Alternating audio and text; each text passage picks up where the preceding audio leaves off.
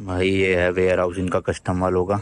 यहाँ पे जब्त करके रख लिया गाड़ी अपनी थाईलैंड में ही 14 दिन के लिए। लगेज निकाला जा रहा है भाई, सारा का सारा गाड़ी में से खाली करके देनी है पूरी। तो भाई सारा सामान वगैरह निकाल के हमने रखा। फिर वो बेचारे दो कस्टम ऑफिसर्स थे, वो अपनी पिकअप ट्रक था उनके पास, तो वो आए। उन्होंने देखा कि इतनी रात हो रही है, अब इनको कहाँ टैक्सी मिलेगी, इतना सारा बैग लेके कैसे जाएंगे, क्योंकि 6-7 बैग हो गए थे। तो उन्होंने हमें खुद से कहा कि आओ हम आपको होटल तक छोड़ देते हैं, आपके पास सामान ज़्यादा है। तो मैंने बताया ना भाई, काफ़ी सुपर नाइस ऑफिसर्स थे, बट वो अपना रूल फॉलो कर रहे थे, जो रूल हमें बहुत दिक्कत दे रहा था। तो अब क्या कर सकते थे भाई। तो ठीक है, फिर वो सामान उनकी गाड़ी में लोड करा, वो हमें होटल तक लेकर आए, और वही होटल में जाना था जो हम सेम पिछली बार रुके थे ना। मैंने कहा अच्छा होटल था और 600 थाई बात में था, तो इसी में रह लेंगे अपना। तो भाई खुद ही कस्टम वाले अपनी गाड़ी में हमें छोड़ गए हैं उसी होटल में जो हमने लास्ट टाइम लिया था ना। तो फॉर्चुनेटली रूम भी मिल गया भाई।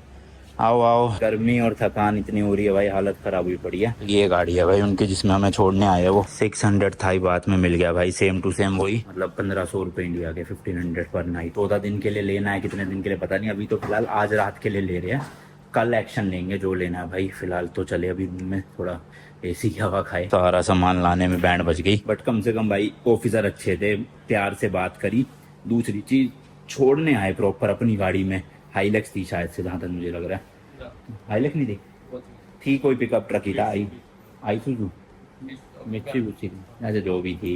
और छोड़ने आ गए होटल तक। मैंने उनको होटल की फोटो दिखा दी थी कि हम यहाँ रुके थे लास्ट टाइम, तो वो आ गए यहाँ। वरना तो इस वक्त टुक टुक टैक्सी मिलना भी बहुत मुश्किल हो जाता। तो ओवरऑल अच्छा एक्सपीरियंस हमारा नहीं रहा, बट ऑफिसर्स के साथ अच्छा एक्सपीरियंस था। कस्टम वाले भी, इमिग्रेशन वाले भी, कोई दिक्कत नहीं हुई इतनी। तो चेक इन वैक इन भाई सब कुछ कर लिया होटल में। अब टास्क यही था कि जो एजेंसी का नंबर दिया था उन्होंने, उस पर हमें कॉन्टैक्ट करना है। और वो रात को तो ऑब्वियसली नहीं हो पाएगा, तो वो नेक्स्ट डे ही होगा। और अब एग्जैक्टली कब मिलेगा, क्या मिलेगा, वो कल के दिन ही हमें पता चलेगा, जो आपको मैं कल वाले ब्लॉग में बताऊंगा भाई। बट 21 या 22 तारीख तक तो उन्होंने अपने मुंह से बोला है कि आपको रुकना ही पड़ेगा ये फेस्टिवल की वजह से, क्योंकि कोई सोल्यूशन ही नहीं है इस चीज़ का। तो भाई बुरा फंस चुके हैं हम यहाँ थाईलैंड में इस टाइम पे। गाड़ी भी हमारी जब्त है, कम से कम गाड़ी अपने पास होती ना तो घूम सकते थे। अब बिना गाड़ी के हमें यहाँ पे रहना पड़ेगा 10-11 दिन, वो बड़ी सरदर्दी वाली बात है। और गाड़ी भी ऐसे कस्टम वालों ने जब्त कर रखी है। यार है तो वहाँ पे सेफ भाई, इतनी कोई दिक्कत होनी नहीं चाहिए। पता नहीं भाई, सही में बहुत दिमाग खराब हो रहा है। मतलब इतनी रिसर्च, 1-1.5 साल की रिसर्च करने के बावजूद भी भाई ऐसी ऐसी चीजें आके पता चलती है ना देशों में, जो दिमाग खराब कर देती है। मतलब यूरोप जैसे इतने बड़े देश है, यूके जैसे इतने बड़े देश है, वहाँ पे इतनी रिस्ट्रिक्शन नहीं है। आप अपनी गाड़ी लाओ, मस्त चलाओ, बस इंश्योरेंस होना चाहिए आपके पास, कारनेट होना चाहिए। लेकिन भाई इन देशों में इतनी दिक्कतें है, बताओ।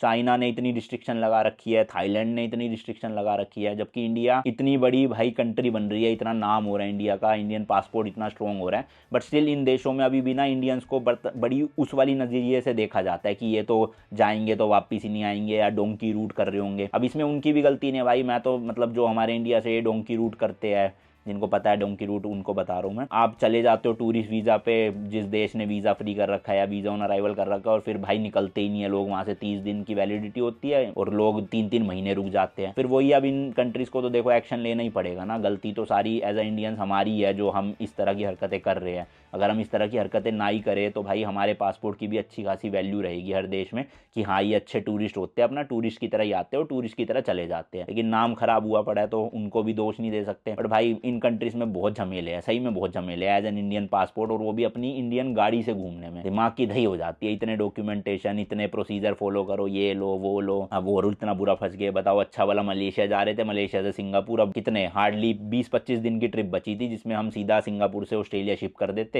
और फिर अपना ऑस्ट्रेलिया में मस्त व्लॉग बनाते। बट अब ये 10 दिन का और गैप आ गया। तो इसलिए देखो मैं वीडियोस ना ऑल्टरनेट डेज पे डालता हूँ भाई, कि कभी भी कुछ भी इमरजेंसी आ जाए। अब मैं 11 दिन क्या शूट करूंगा, कुछ है ही नहीं मेरे पास शूट करने के लिए। पूरा थाईलैंड में घूम चुका हूँ ऑलरेडी, बैंकॉक वगैरह, और बिना गाड़ी के तो वैसे ही कुछ नहीं जा सकता मैं। तो अब मेरे को पुराना ही जो वीडियोस बची हुई है उन्हीं को यूज करना पड़ेगा और वेट करना पड़ेगा। अगर मैं हर रोज व्लॉग अपलोड कर देता तो इस टाइम पे मेरे पास बैकअप व्लॉग होता ही नहीं, तो 10 दिन तक चैनल खाली रहता। और 10 दिन चैनल खाली का मतलब है यूट्यूब चैनल की बैंड बजा देता, कहता कि भैया तुमने वीडियोस नहीं डालनी, चलो भागो, हम भी आपकी ऑडियंस को गायब कर रहे हैं। तो इसलिए कंसिस्टेंसी चाहिए यूट्यूब पे। जरूरी नहीं है कि हर रोज आना चाहिए, रेगुलर आए, कि एक दिन छोड़ के आ रहे तो एक दिन छोड़ के आए, 2 दिन छोड़ के आ रहे तो हर बार 2 दिन छोड़ के आए ही आए। लंबा गैप नहीं होना चाहिए। मैंने ये 7 साल में यूट्यूब से सीखा है। तो काफी लोग जो देखते हैं वो उल्टा सीधा बोलते तो है भाई कि आप डाल नहीं रहे रेगुलर ये वो, बट मुझे पता ना भाई, वो लोग यूट्यूबर नहीं है, मैं 7 साल से यूट्यूबर है, मुझे पता है, नॉलेज है मुझे कि कैसे यूट्यूब काम करता है। तो बेटर है कि आप बैकअप बना के रखो, कभी बीमार पड़ जाओ, कभी ये इस तरह की सिचुएशन आ जाए तो व्लॉग चलते रहे चैनल पे, डिले ना हो। जैसे आप ये व्लॉग भी शायद से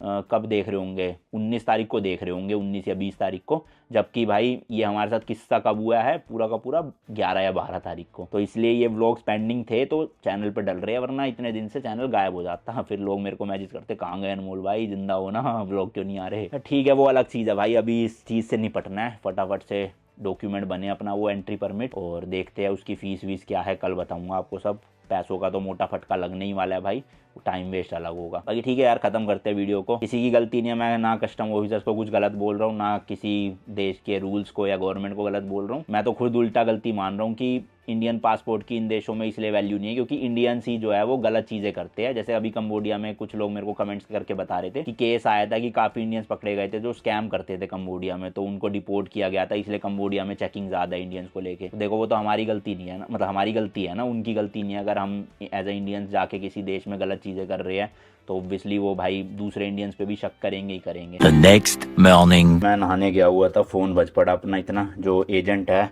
हमारा जो परमिट करवाएंगे यहाँ का, वो आ गए हैं लॉबी में। तो फटाफट बाल बा के भाई उनके पास ही जाना है और डॉक्यूमेंट्स वगैरह देने हैं। एक बार उनसे काम वाम सारा हो जाए फिर आपको बताता हूँ कहाँ से एजेंट मिले, कितने का खर्चा है, क्या है। पहले उनको कैश देना है डॉलर में, वैसे तो वो थाई बात मांग रहे थे बट हमारे पास थाई बात है नहीं, तो US डॉलर दे रहे हैं हम उन्हें। और इसके अलावा डॉक्यूमेंट्स देखते हैं वो फिजिकली ले जाएंगे या फिर खाली फ़ोटो ले जाएंगे खींच के।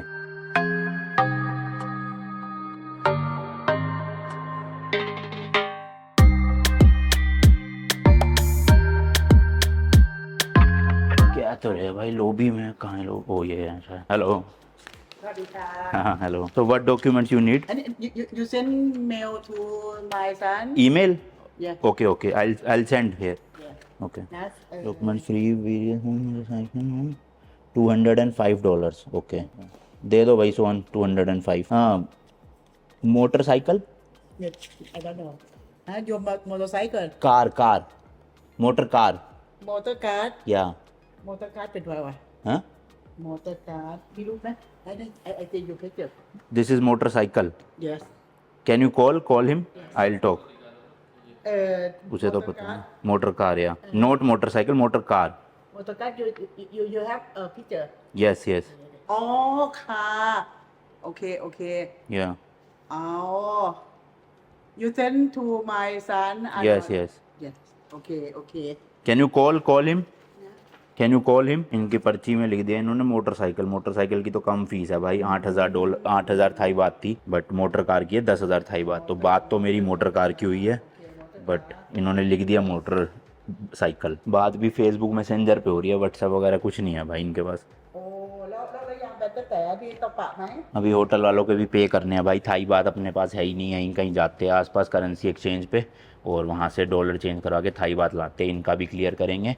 और फिर अभी हम सोच रहे हैं यहाँ से बैंकॉक जाने की, क्योंकि बॉर्डर पे ना तो भाई खाने का कुछ है ना कुछ वैसे भी घूमने फिरने का, तो ना तो हम व्लॉग कर पाएंगे और ना कुछ ढंग से खा पाएंगे। तो बॉर्डर पे रुकने से अच्छा बैंकॉक चले जाते हैं। यहाँ से 3.5-4 घंटे का रास्ता है, अपना टैक्सी बुक करके कोई ग्रैब से ही देखता हूँ और वहाँ पे कम से कम अच्छे होटल, अच्छा खाना, घूमना फिरना, कुछ कंटेंट तो निकल जाएगा।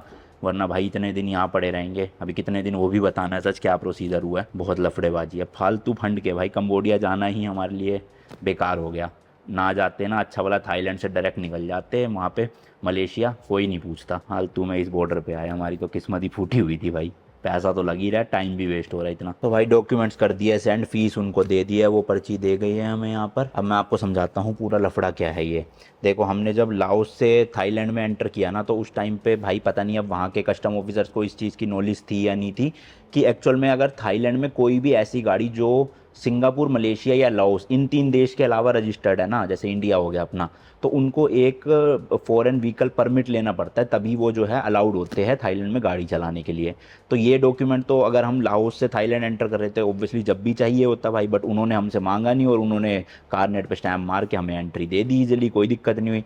बट जब हम कंबोडिया से यहाँ पे एंटर करने लगे तो यहाँ के कस्टम ऑफिसर ने तो भैया बोर्ड दिखा दिया। वैसे ये स्टोरी मैं पूरी आपको लास्ट व्लॉग में सुना चुका हूँ, आप एक बार लास्ट व्लॉग देख लेना अच्छे से।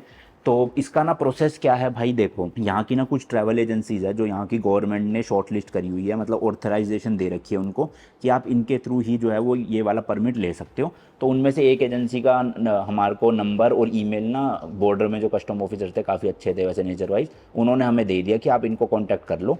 बट प्रॉब्लम क्या है ना कि कांटेक्ट तो हम कर ले, अभी चल रही है छुट्टियाँ, यहाँ का एक फेस्टिवल है संकरण करके, ये देखो दिख रहा है सोंगकरण, थाई न्यू ईयर, मतलब यहाँ का न्यू ईयर कहते हैं इसे। तो इसकी छुट्टियाँ चल रही है भाई 12 अप्रैल से 16 अप्रैल तक। आज है 11 अप्रैल, कल थी 10 अप्रैल, तो कल तो हम अप्लाई कर नहीं सकते थे, लेकिन आज हम अप्लाई कर सकते हैं। तो हमारी उनसे बात हुई एजेंसी से मैसेंजर पे, फेसबुक पे, तो उन्होंने कहा कि हम अगर आज अप्लाई कर देते हैं तो तब जाके हमें 21 अप्रैल को मिलेगा, क्योंकि 16 तक तो छुट्टी है और 16 के बाद इनको कम से कम 5 से 6 दिन चाहिए होते हैं अप्रूवल के लिए। वैसे जो वहाँ पे बोर्ड लगा हुआ था उसमें भी लिखा था कि 5 से 7 दिन लग जाते हैं अप्रूवल के लिए। मैं बोर्ड की फोटो लगा दूंगा जो बॉर्डर पे था यहाँ पे, तो मतलब कि ऑब्वियसली वो सच बोल रहे थे कस्टम ऑफिसर और ये एजेंसी भी। बट अगर हम आज भी अप्लाई नहीं कर पाते ना और हम फिर 16 को अप्लाई करते तो हो सकता था फिर 22-23 को मिलता। तो मैंने कहा छोड़ो भाई, अब कहाँ दूसरी एजेंसी ढूंढेंगे, कहाँ नेगोशिएट करेंगे, थोड़ा बहुत कम करवा लिया मैंने, जितने बोल रहे थे मैंने फटाफट से भेज दिए डॉक्यूमेंट्स, पैसे दे दिए इनको।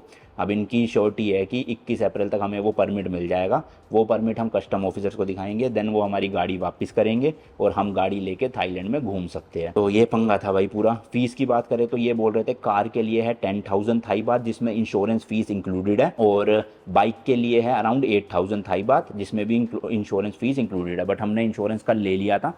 एक्चुअल में यहाँ पे 2 इंश्योरेंस चाहिए होते हैं, एक तो जो कंपलसरी इंश्योरेंस है सस्ते वाला थाईलैंड की गवर्नमेंट की तरफ से वो, और एक लेना पड़ेगा भाई जिसमें 1 लाख थाई बात की आपको सम एश्योर्ड मिले कि आप किसी को उड़ा दो या किसी की गाड़ी तोड़ दो या प्रॉपर्टी डैमेज कर दो तो इंश्योरेंस उसको कवर कर लेगी। तो हमारे पास वो बेसिक जो कंपलसरी वाला था सस्ते वाला 300 थाई बात वाला वो तो ले लिया था हमने, लेकिन जो महंगे वाला है वो ये दिलवाएंगे जो कि उसी प्राइस में इंक्लूडेड है 10,000 थाई बात। पर करते करते डिस्काउंट हमने इनसे ले लिया और 7,500 थाई बात में सब कुछ हो गया फाइनल। इंश्योरेंस वगैरह जितनी फॉर्मेलिटी, जितने डॉक्यूमेंट जो भी है, 2-3 ऐसे डॉक्यूमेंट है जो सिर्फ एजेंसी बना सकती है तो वो भी इनकी फ़ीस इंक्लूडेड होती है। वैसे जो ऑफिशियल गवर्नमेंट की फ़ीस है ना वो तो है सिर्फ 1,050 थाई बात ये परमिट लेने के लिए, बट नॉर्मल बंदा वो परमिट ले नहीं सकता, आपको किसी एजेंसी के थ्रू ही लेना पड़ेगा। जैसे चाइना में सीन था ना, तो ऑब्वियसली जब एजेंसी के पास इतनी पावर है तो वो अपनी फ़ीस भी चार्ज करेगी। तो देख लो 1,000 थाई बात की जगह 7,500 थाई बात ले रहे हैं वो, जो डॉलर में बनते हैं $205, मोटा मोटा 17,000 रुपये के, 17-18,000 रुपये इंडिया के। फालतू की चपट लगी है ना, अब क्या करें, दे दिए भाई। अब लेट्स सी 21 अप्रैल तक हमें ये डॉक्यूमेंट मिल जाएगा, फिर हम अपना आगे मलेशिया की तरफ निकलेंगे। सही में कंबोडिया जाना फालतू फंड का नुकसान हुआ है। हाँ, तो बाकी बात कर रहे थे हम बैंकॉक की। मैंने एजेंसी वाले जो हेड है, एक्चुअल में ये उनकी मम्मी थी और जिनसे मेरी बात हो रही है वो इनका बेटा है जो कि कंबोडिया में है और मम्मी थाईलैंड में, तो दोनों जगह पे इनके ऑपरेशंस है। तो मैंने उनसे पूछ लिया कि हम बैंकॉक जा सकते हैं ना, अभी तो कोई रिक्वायरमेंट नहीं है, सब कुछ हमने भेज दिया। डॉक्यूमेंट्स में मेरा पासपोर्ट मांगा था, इंटरनेशनल ड्राइविंग लाइसेंस मांगा था, कारनेट की कोई रिक्वायरमेंट नहीं हुई भाई, मांगा ही नहीं। तीसरा इन्होंने पूरा प्लान मांगा था इटनरी, कब एंटर करोगे, कब एग्जिट करोगे, किस किस सिटी में जाओगे, मतलब देख लो कितनी रिस्ट्रिक्शन है, और पिछली बार एंटर किया कोई रिस्ट्रिक्शन नहीं थी। और चौथी चीज़ इन्होंने मांगी कार की फ़ोटोज़ आगे पीछे और लेफ़्ट राइट से, एंड एक चीज़ और मांगी थी क्या, हाँ, कार की RC रजिस्ट्रेशन सर्टिफिकेट, तो वो सब मैंने भेज दिया है। हाँ, तो मैंने कहा अब और कुछ तो नहीं चाहिए, वो कह रहे नहीं और कुछ नहीं चाहिए, आप जा सकते हो बैंकॉक। तो अभी टैक्सी वालों से बात करी, वो जो आंटी थी वो तो टैक्सी बता रही यहाँ से 3,500 थाई बात, यानी कि 8,000 रुपये की। टोटल 250 किलोमीटर है यहाँ से बैंकॉक, और इन्होंने होटल वालों ने एक कार्ड दिया है, ये बोल रहे 2,500 थाई बात, यानी इंडिया के मोटा मोटा 6,000 के आसपास हो गए। तो ये फिर भी सस्ता है। अभी जाते हैं मार्केट में, पता करते हैं कि और सस्ता मिल जाए, वरना नहीं मिलेगा तो इन भाई साहब को आज शाम को बुला के यहाँ से बैंकॉक चले जाएंगे, क्योंकि बॉर्डर पे रुकना तो हिम्मत का काम नहीं है भाई। 10 दिन कुछ नहीं है यहाँ पे, हैपनिंग जगह नहीं है, सुनसान एरिया। बैंकॉक में चिल करेंगे, भले ही व्लॉग ना बन पाए ज़्यादा, बट चिल तो हो पाएगा पूरा। चलो भाई, शाम के 4:30 बज रहे हैं, टैक्सी आ गई है अपनी, निकल रहे हैं। ये बैग तो भाई लिटरली इतना ज़्यादा भारी हो गया ना, क्योंकि खाने का सामान है इसमें सारा। अब अगले 9-10 दिन यही खाली। थैंक यू, हो गया। चलो भाई चलो, लेट्स गो, निकलते हैं। कहाँ खड़ी है गाड़ी ये? ओ भाई साहब, कैमरी आई है। ये है भाई गाड़ी, देखो मस्त अपना सीडान, कंफर्टेबल राइड होएगी एसी चला के। ओए होए, मैं तो सोऊंगा अभी थोड़ी देर पीछे भाई, नींद पूरी नहीं हुई रात को। बड़े सूटकेस रख दो पीछे, ये तो बैग एक के ऊपर एक आ जाएंगे सेकंड सीट में ना। ये रख लेते, एक ये और एक वो, थोड़ा उठा के लाओ। बेचारे अंकल की गाड़ी का पेंट उतार दोगे तुम, अब अंकल तुमसे 10 करोड़ मांगेंगे, डेंट पा दिया तुमने। तो भाई 2 बड़े सूटकेस और एक छोटा सूटकेस तो आ गया किसी तरह। अब ये 2 बैग, एक ये है, एक वो सोन ने रख दिया, सेकंड सीट पे आ जाएगा। और मैं बैठ जाऊंगा आराम से वहाँ पर भाई, मस्त एकदम। तो टेंशन ही नहीं अपने को कोई। अब बाकी अभी हम फिलहाल जा रहे हैं कस्टम ऑफिस। भाई अपनी गाड़ी एक बार देखे है, फोटो वीडियो बनाया है, क्योंकि कल रात हो रही थी, तो एक बार अच्छे से दिन में बना ली जाए। ओ भाई सब खुली गाड़ी है। कैमरी तो कैमरी है ना शायद, मेरे ख्याल तो क्या, हाँ कैमरी है भाई, 2.0 G मॉडल। ये देखो, और ब्लैक टिंटेड ग्लास। धूप की टेंशन नहीं, वैसे तो शाम ही हो गई, क्या धूप आएगी। इन्हें बोलो कस्टम हाउस, तुम्हें लोकेशन भेजी हुई है, वो लगा लो एक बार। लेट्स गो भाई। हो खुला कैबिन है, तो मैं अपने जूते उते उतार के यहाँ पे लेट भी सकता हूँ, इतना कैबिन छोड़ा है। रोशनी हालांकि थोड़ी कम आएगी अंदर, क्योंकि ये ग्लास टिंटेड है थोड़ा, इसलिए। सांस क्यों चढ़ गई भाई।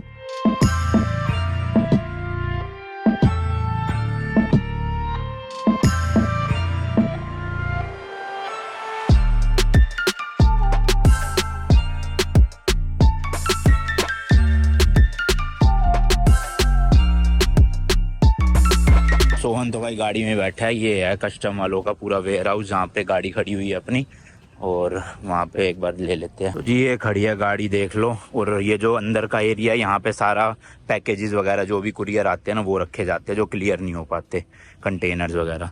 और ये भी गाड़ी शायद से एक और गाड़ी थी किसी फॉरेनर की, उनकी भी रख रखे हैं इन्होंने। तो हमारी ये खड़ी है भाई सेफ एंड सिक्योर। होपफुली कुछ होना भाई 10-11 दिन।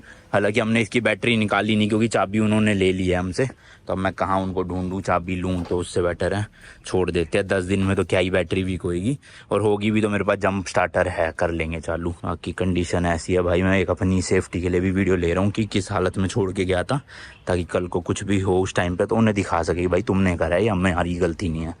ये देख लो भाई, ठीक है, मतलब अच्छे थे ऑफिसर भी, कोई ऐसी दिक्कत नहीं। अब जो रूल है उनका, वो तो उनको फॉलो करना ही पड़ेगा ना, क्या कर सकते हैं। ये गाड़ी खड़ी है आपके सामने, मैंने कहा दिखा दूं, कहीं लोगों को लगे कि झूठ बोल रहे हैं, गाड़ी कहीं और खड़ी कर दी या बेच ही दिया, ऐसे कमेंट भी आ सकते हैं भाई, कुछ भरोसा नहीं है आजकल लोगों का। तो मैंने कहा उससे अच्छा अपना प्रूफ दिखा देते हैं वीडियो में कि भाई सही में कस्टम वालों ने ही लिया है, हमारी मजबूरी है वो चीज़, अब क्या करें। तो जी अपनी स्कॉर्पियन को यहाँ कस्टम वालों के पास ही बाय बाय करके हम निकल रहे हैं भाई इस गाड़ी में। बाय बाय जी, मिलते हैं फिर कभी। दुख के साथ जाना पड़ रहा है, दुख तो हो रहा है एक्चुअल में, कि अपनी गाड़ी इतनी दूर चला के आए, और खुद की गाड़ी होते हुए भी भाई इतनी महंगी टैक्सी लेनी पड़ी, मतलब 6,000 रुपये टैक्सी के लिए भरने पड़ रहे हैं, अपनी गाड़ी जबकि कस्टम वालों ने धर रखी है। चलो कोई नहीं, ओके लेट्स गो। बाकी भाई आपको मैंने बताया जैसे कि फेस्टिवल चल रहा है यहाँ थाईलैंड में, तो 16 तक भाई कोई होटल ही नहीं है। बैंकॉक में भी वो जो एम्बेसडर होटल था फुल पड़ा है भाई, इतना बड़ा होटल भी फुल है, और बाकी होटल्स भी जो सस्ते सस्ते थे सब महंगे हो गए लिटरली। और हमारी प्रेफरेंस थी कि कोई अपार्टमेंट मिल जाए, क्योंकि किचन चाहिए अपने को, खाना वाना बनाना पड़ जाए, अगर 10 दिन बाहर का कब तक खाएंगे भाई। तो इसलिए एक अपार्टमेंट बड़ी मुश्किल से एयरबीएनबी से ढूंढ ढांड के मिला है, बट वो जो सिटी सेंटर है ना, उससे अराउंड भाई 20 किलोमीटर दूर है। तो मतलब हम सिटी सेंटर में नहीं है, बैंकॉक के थोड़े आउटर में। जैसे हम पिछली बार जब आए थे एक अपार्टमेंट लिया था, आपको याद है, वो भी सिटी सेंटर से लगभग 13-14 किलोमीटर दूर था। तो ऐसे ही किसी एक बिल्डिंग में अपार्टमेंट मिल गया है अपने को 2600 रुपीज पर नाइट। तो मैंने अभी 7 दिन के लिए बुक करा है, 3 दिन बाद में एक्सटेंड कर देंगे। तो महंगाई तो बहुत हो रही है बैंकॉक में, मतलब हर तरफ से भाई फटका पड़ रहा है। जैसे कि मैंने बताया था 250 किलोमीटर है एंड 3 घंटे 35 मिनट दिखा रहा है लगभग। और वहाँ सुकुमवित वाले एरिया में तो खैर ट्रैफिक होगा, हाईवे में ट्रैफिक मिलेगा नहीं इतना। तो मैं तो चलो सोने, आपको सीधा बैंकॉक ही मिलेंगे। अब अगर रुके बीच में कहीं तो फिर देख लेंगे।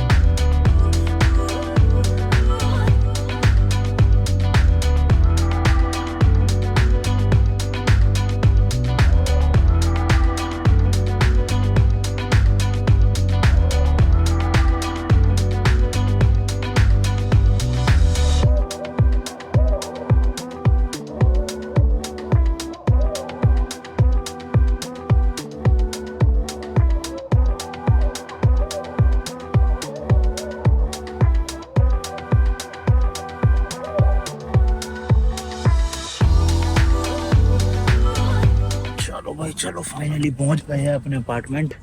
ये वाली बिल्डिंग है भाई जहाँ पे है। हेलो सामान वगैरह निकालते हैं। चलो ये सही है, इसी गली के एंड में ना भाई अपना एक स्टोर है, पानी वानी वहाँ पे मिल जाएगा, बोतल वोतल जो लेनी है। ऊपर से लिफ्ट भी है इस अपार्टमेंट में, तो वो ज़्यादा अच्छी चीज़ है, वरना तो भैया इतने बैग लेके मर जाते हम जाते जाते ही। पैसे देने हैं ना अभी इनको भी देना है भाई, 2500 था ही बात। एंड भाई मैंने रास्ते में ही खाना बुक कर दिया था, वो मेरे को लग रहा है आ भी गया ये रे। पासपोर्ट दे दो भाई, दोनों पासपोर्ट। चलो जी चेक इन कर लिया। इस तरह का अपार्टमेंट है, बहुत बड़ा यह अपार्टमेंट है, 2 BHK। ये पूरा लिविंग रूम है भाई, टीवी लगा हुआ है, सोफा लगा हुआ है, उधर एक डाइनिंग टेबल है, एक इधर डाइनिंग टेबल है, फ्रिज मिल गया अपने को, माइक्रोवेव मिल गया, इंडक्शन मिल गया, सिंक तो है ही नॉर्मली। फिर ये है भाई फर्स्ट बेडरूम, यहाँ पे 2 सिंगल बेड लगे हुए, AC है, टेबल एबल मस्त रखा हुआ है, और बाथरूम भी अटैच्ड है। सही है, चलो बढ़िया है ये भी है। और दूसरा रूम आपको दिखाता हूँ भाई, अच्छा है, मतलब इंटीरियर वगैरह सब बढ़िया है, और प्राइस के हिसाब से भी सही है। ये सेकंड बेडरूम है भाई, इसमें एक बड़ा बेड लगा है डबल, और AC इसमें भी है। बाकी यहाँ शीशे वीशे है, सुबह दिखाऊंगा आपको। और अच्छी बात है बाथरूम इसका भी अटैच्ड है, तो अब दोनों बेडरूम के दोनों बाथरूम अटैच्ड। तो वैसे तो प्रेफरेंस थी नहीं 2 बेडरूम वाले उसकी कुछ ऐसी, बट 2600 रुपये में मिल रहा है 2 BHK, तो सही है। क्योंकि होटल भी इस टाइम पे भाई 3-3 हज़ार के हुए पड़े हैं, तो उससे बेटर है 2600 में अपार्टमेंट मिल गया, जिसमें जगह की भी कोई कमी नहीं, किचन भी है यहाँ पे इंडक्शन के साथ, खाना वाना जो बनाना बनाओ, और बेडरूम भी 2 मिल गया आराम से, कोई दिक्कत ही नहीं, स्पेस की, मस्त AC चला के चिल मारेंगे 10 दिन अगले।